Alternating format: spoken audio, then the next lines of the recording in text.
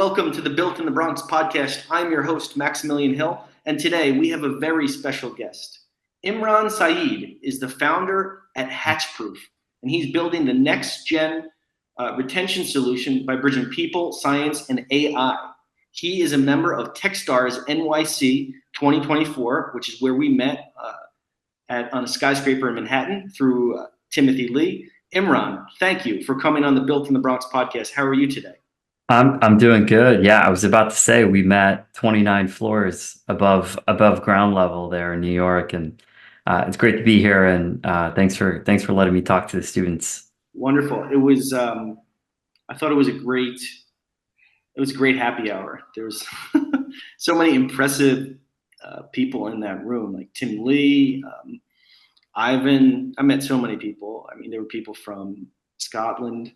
So that's one of the beautiful things about New York is the international flavor, right? I mean, Yeah, and I think like the cohort of Techstars, I'm extremely grateful. My peers are entrepreneurs from all over the world that have really kind of been a part of this like New York ecosystem and kind of brought their fresh ideas into it. And so you got a chance to meet a lot of them.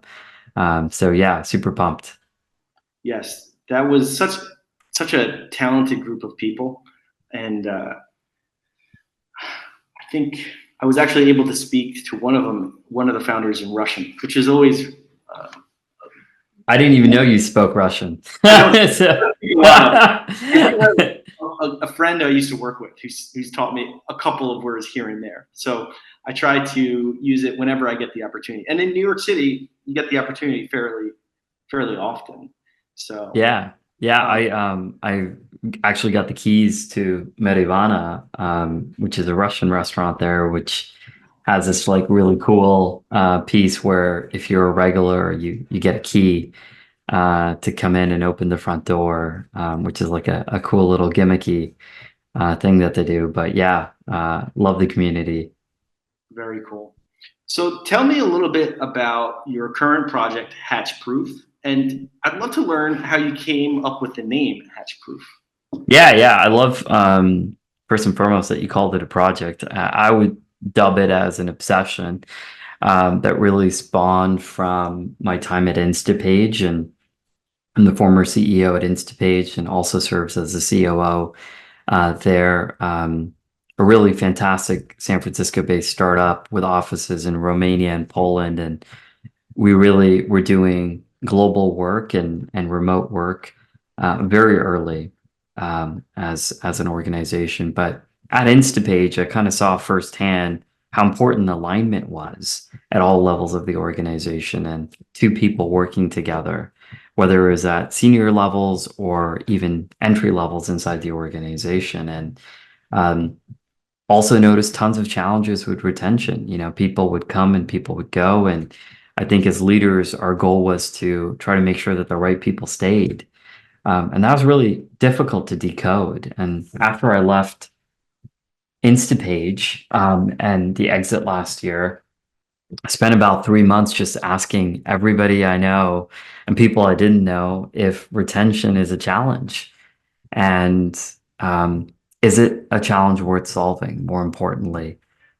In San Francisco, where I'm based, the talent wars were really geared around like paying folks more, and it felt like the loyalty aspect and folks shifting from one organization to the next was happening quite frequently. And I wanted to know if there was more than just, compensation that was driving this, and did people actually want to stay at an organization? And Maximilian, the data and all of the findings that I had from the hundreds of folks I spoke to was, yeah, we do. We really want to stay at an organization, but certain conditions needed to be met. And those are feeling valued. And that comes in the way of appreciation and compensation, being fair. 2 is growth opportunities inside of that organization. And 3 is an alignment with the manager. And that's really what took me down this Hatchproof route of, hey, how can we help create those 3 conditions for employees and employers? And what does that mean to the success of both? and how does that actually translate into revenue? And Hatchproof actually stands for our behavioral model, which is habits, aspirations, temperament, convictions, and hard skills. And so that's hatch, something new, and proof is we're proving that something new works.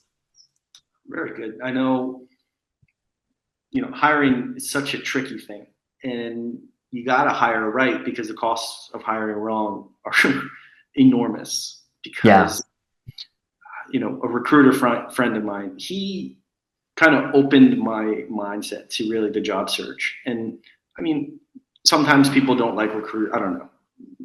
I think a good recruiter, an ethical recruiter, is very useful for both the company, but also candidates.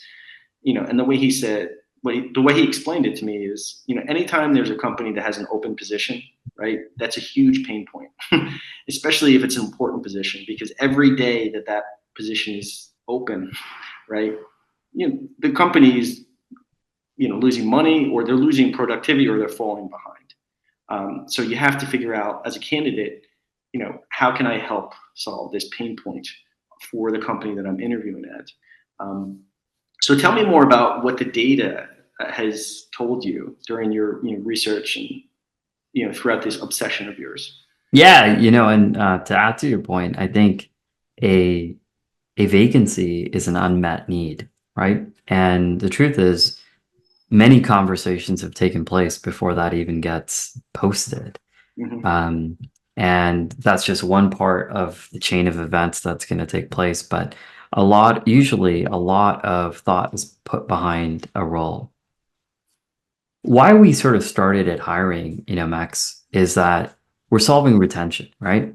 And as we took all of these insights from folks, we said, okay, we don't want to actually retain the wrong people inside of an organization. I think that would lead to more challenges down the road for organizations and for employees. And so we wanted to make sure that we were attracting the right folks into the organization. And as I looked at hiring is so broken, right? And I think we've heard this before. We hire heavily based on skill sets, and skill sets are really important, but we over-index on them. Something that started with a period of time called Taylorism, where job analysis came out that led to job descriptions, that led to resumes, and basically a matching algorithm started, right? I need this, you have this. We learned to do it at scale with applicant tracking systems or ATS systems that allowed us to take large data sets, look at certain keywords, filter, and start to prioritize who we talk to, right? And what you're seeing now is you're starting to notice like folks using a lot of AI or, ChatGPT or Claude and some of these models to adjust their resumes, adjust their cover letters to postings, right? And so recruiters are seeing it on the other side where the top of the funnel has so many qualified candidates because of AI and different systems allowing us to kind of change and very customize or deeply personalize our resumes to those job posts. So we're seeing challenges there in the first place. But 38% of folks don't make it past the first year inside an org, right? Yeah. And so That's a big number. right? So we get it wrong quite often, and it's filled with all sorts of challenges around bias and human bias, and we tend to relate to people that look like us, talk like us, go to the same schools as us, and that's made it challenging for hiring. And I'm a diverse candidate, and of course, that's something that's really important to me on, how do you level that playing field as much as possible and create some more opportunities. And so we knew we needed to tackle hiring, but we wanted it to be different. And I had heard my whole career that 80% of us stay or leave a job because of who we work for, right? Yep. And I don't know about you, but I've experienced this where my manager has changed inside an org, and it's changed my entire relationship with that company. And a company that I loved all of a sudden is a company that I can't relate to. I'm disconnected from. I don't find myself culturally aligned with. And that's tough. And the only thing that changes is the person I report to. And in my research and in what we found, that alignment with the manager was super critical to success. And so Hatchproof really focuses on that. We use behavioral model and we use your digital footprint to figure out who you are. We do the same on the employer side with hiring managers. And we've created the matching algorithm that not only helps identify folks as a fit for a role, but then also carries them through the whole cycle. So we do onboarding, we do your employee life cycle, one-on-ones, performance reviews, really consolidating the stack in the mid-marketplace. So you mentioned something about bias. Yeah. You know, it's prevalent because humans are just naturally biased. But how do you think there's been a lot of, I wouldn't say maybe anxiety, but maybe people talking about how AI will increase bias. What are your thoughts on that? Do you think it will increase bias, or do you think it will decrease bias? Yeah, it's a great question. I think it's a valuable discussion point that we need to be having. And AI is proven to have hallucinations, and you're victim of the data sets that you feed in, and really getting outputs based off of it. And I think it's a natural concern for folks to have. Where Hatchproof really differs on bias is that we're not really making recommendations on hires. We're really helping our recruiters find candidates that would be well aligned to the hiring manager, to the team, to the organization, and really allowing them to kind of look at that top of the funnel and find those folks first. We still want you to carry out the interview cycles. We still want you to carry out the exploration that's part of getting hired. I think it would be a great miss on our part if we allowed AI to do 100% of the recruitment without human intervention. And I do believe in the concept of co-intelligence, and I think AI is here to help you kind of sort, filter, look through large data sets, help you identify. But the humans, as part of the equation, have to also, find that connection. So you had a great ride at Instapage. I did, yeah. And so you had a pretty impressive exit there. What was that like? What was that experience like? It's the hardest professional experience I've ever had in my life. I think selling a company is 10 times harder than building a company. And I am so grateful to our board, our founder, for having the faith in me to take on that role and get us to that point. But it's extremely challenging to be able to sell a landing page company in 2023. I think any company, Instapage had been around for a little bit over 10 years, and when you're in operation for that long, you're really not structured for that exit, right? And there's just so much due diligence that takes place when you're looking to sell a company. And the amount of rigor, and my teammates and the rest of the organization really helped kind of make that a reality. I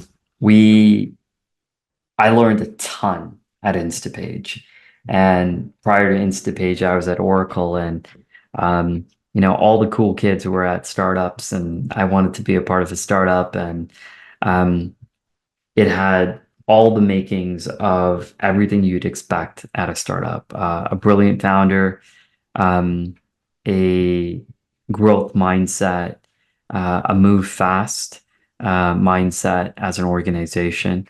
Of course, that came with its set of challenges, and you had a mature product line. You had a business or a market that really hadn't seen many new things in recent years, and AI was kind of just emerging. So we had a number of sort of amazing challenges that we got a chance to work on. And I look at every opportunity or every career move as, what am I going to learn from this? And what am I going to get out of it? And it's one of the richest experiences I've ever had due to some of the learnings that came out of it. Very cool. So a lot of our students here are well, the students that we support are computer science students, right? So Yeah. obviously they want to work in tech. And one of the reasons we have people like you on the podcast is because you are someone who can provide relevant advice to someone who's trying to break into tech, whether it's in a startup or big company like Oracle. So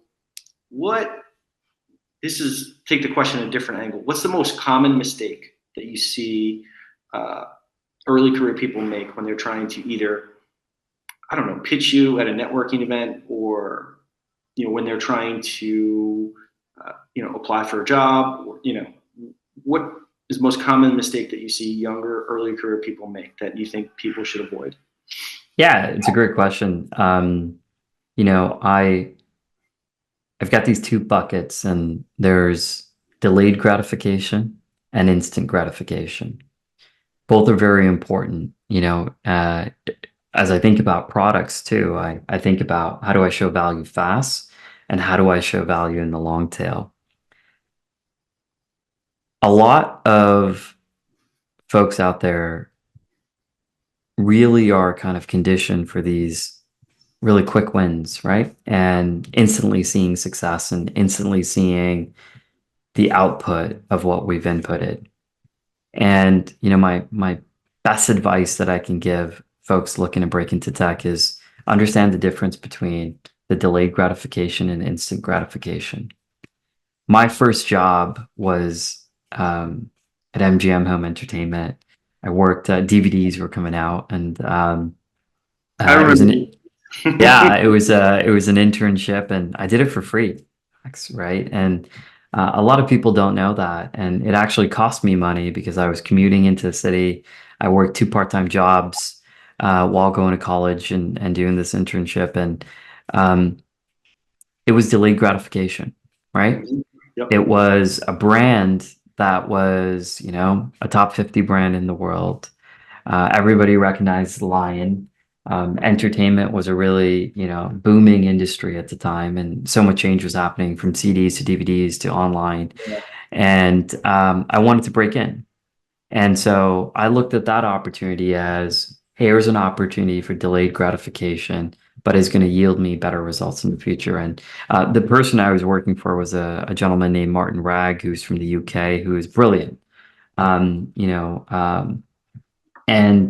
I looked at every opportunity like that. A lot of my cohorts and classmates found opportunities that paid really well, right? And for a college student, that was super important, right? Getting paid. Yeah. Especially And these days if you're trying to put yourself through college. absolutely. In America. And I did put myself through college, right? I Yes, paid for that's my own college, and I just grinded it out with a couple of part-time jobs, and broke into a career field that I wanted. That logo, I wanted to work for that person because I knew I was going to learn a lot, and that was going to take me to the next place. And it did. It took me to Disney. Disney took me to the next spot. I think some of the best advice I've seen for early careers, and I wish I had taken this myself, is look for the opportunity where you'll learn the most, right? As Yeah. opposed to that pays the most, because early in your career, the pay is not really going to be, it's not really going to move the needle, right? And investing in skills where you can learn from someone, I think will bring you better returns long term. Now, the problem for a lot of people is they're coming off these campuses with like $20,000, $30,000, $40,000 in debt. You can't really take that advice, especially if you're leaving like a law school or a med school, right? But I think investing in learning those skills, right, and building your professional network are two best strategies, I think. Yeah. And Tony Robbins says it a lot, like we overestimate what we can do in the short term and underestimate what we can do in the long term. And Yes. again, I think everybody's situation is really unique and our priorities are different. That never scared me. I just saw it as an investment in my future. Yep. And when am I, what's going to be the best to actually guarantee my future 5, 10 years down the line versus immediately. And I always prioritize learning. Yep. And I found that the compensation came, it followed it. Yes. If you're doing what you love and I know it sounds so cliche because folks are struggling, right? And I get it. Like I get like I've been there. And so it's easy for me to say being on the other side of it. But I've honestly, had tremendous success in my career, and I've never once thought about a goal of what I need to be making. Yeah. I Um, think chasing a dollar doesn't work for most people. Um, if you're doing something that you're good at, something that you are energized to do when you wake up in the morning, then I think the wealth and the money follows from that. But I don't know. I've seen it in my own life. I've seen it in my friends' lives. Whenever you're yeah, doing something, if you're like a mercenary, right? And some big companies. I've worked at a big company. I did feel like I was kind of like a mercenary because you solely exist, right? yeah, to and that doesn't mean Yeah, don't ask for what you deserve, right? correct, Because I correct. do think that's something we see a lot in industry where folks aren't paying really well and they're not really understanding cost of living and changes in the environment, um, and those are all really important factors. And each industry is really different and unique, and markets are different, right? Like New York and San Francisco are very different markets Yes. to understand those different nuances. Yeah, I was actually just at a meetup last night, and one of the panelists was talking about that very difference between San Francisco and New York City. And I mean, on a global perspective, both cities are very prominent, right? But I think when it comes to tech, San Francisco has a much stronger presence. I mean, New York has a great presence too. You were there, right, a couple weeks ago. But interesting differences between those two cities. So, all right, Yeah, I'm not going to comment because I don't want to start an East Coast West I Coast know thing here. I don't want to start. I mean, I love both sides of the country. I have no. I mean, I was actually in Los Angeles not too long ago with Tim. So, Nice. beautiful palm trees. It's both cities are great cities. So, last question for you: if you Yeah, could shoot. have a billboard that is overlooking the Cross Bronx Expressway, and it could say anything in 10 words or less, what would it say? Mm, it would say, um, right now is temporary. The future is extraordinary. Okay, I like that. I Yeah. saw, that made me think of. I saw a photo of, unfortunately, Mayor Adams and P. Diddy, and the caption of it was a photo from 2020, a year ago, when they were at some like event, and the caption of it was, "Never underestimate how your life can change in 1 year." Right? Yeah. Yeah. Same thing. So, Um, I and mean, that's a pretty public example of changing for the worse, right? And some of exactly, the and so challenges. it's like a cautionary tale, right? Yeah. Be careful, because both of those guys, you could say in 2023, were at the mountaintop, right? And then now, fortunes change very quickly. So yes, I agree. Everything is temporary. So, Yeah. all right, Imran, thank you so much for coming on the Built in the Bronx podcast. We really appreciate it. Best of luck with everything at Hatchproof, and keep in touch, and potentially maybe you'll come back onto the podcast for a future episode. Okay, Yeah, absolutely. It's been a Imran, thanks. pleasure. Yeah. Thank you so much. Bye.